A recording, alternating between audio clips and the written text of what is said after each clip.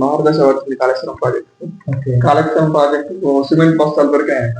అవునా? రికన్స్ట్రక్షన్ చేస్తున్నారా రేవంత్ రెడ్డి? ఇందాక మొన్నే దొరికినాయని చెప్పిండు. జియో పాస్ చేసిండు రేవంత్ రెడ్డి. ఓకే. ఇన్ని రోజులు కేసీఆర్ చేసిన ప్రాజెక్టు తప్పు ప్రాజెక్టు, 1,00,000 కోట్లు దోసుకున్న ప్రాజెక్టు, అది కేసీఆర్ కుటుంబం కోసం కట్టుకున్న ప్రాజెక్ట్ అని చెప్పిండు. కానీ ఇవాళ అది కాదు, అది ప్రజల ప్రాజెక్టు అని తెలుసుకొని దానికోసం సిమెంట్ బస్తాలు లెంగితే దొరికినాయి.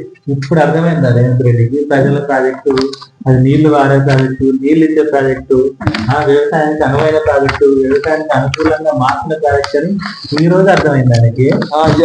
వినాయక మొన్నే అర్థమైంది.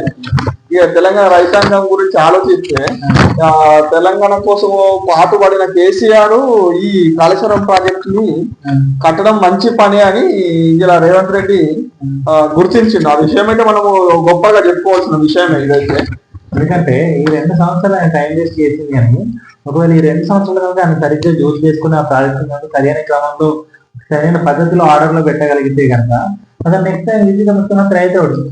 నెక్స్ట్ టైం మా మంచి ముఖ్యమంత్రి క్యాండిడేట్, రైతులకు కూడా పంటలు వండే కార్యక్రమం ఉంటుంటే పంటలు వండి రైతులు అంత మంచిగా ఉన్న తర్వాత ఈ తెలంగాణలో రేవంత్ రెడ్డి ఈజీగా ముఖ్యమంత్రి అయితే చెప్పని అవసరమే లేదు. మనం మన మహబూబ్ నగర్కి వెళ్ళి డీకే అరుణ మీద కామెంట్ చేసింది. ఏమని, నేను డీకే అరుణమ్మ గారిని ఓడగొట్టడానికి 14 సార్లు ప్రయత్నం చేసిన, ఈవెన్ నేను కనుక నిలుచున్నా కూడా ఒక మీటింగ్ 2 మీటింగ్ కంటే ఎక్కువ పెట్టకపోదు, అట్లాంటి ఆమెను ఓడించడానికి 14 మీటింగ్లు పెట్టినా 15 మీటింగ్లు పెట్టినా అని చెప్పుకున్నావు.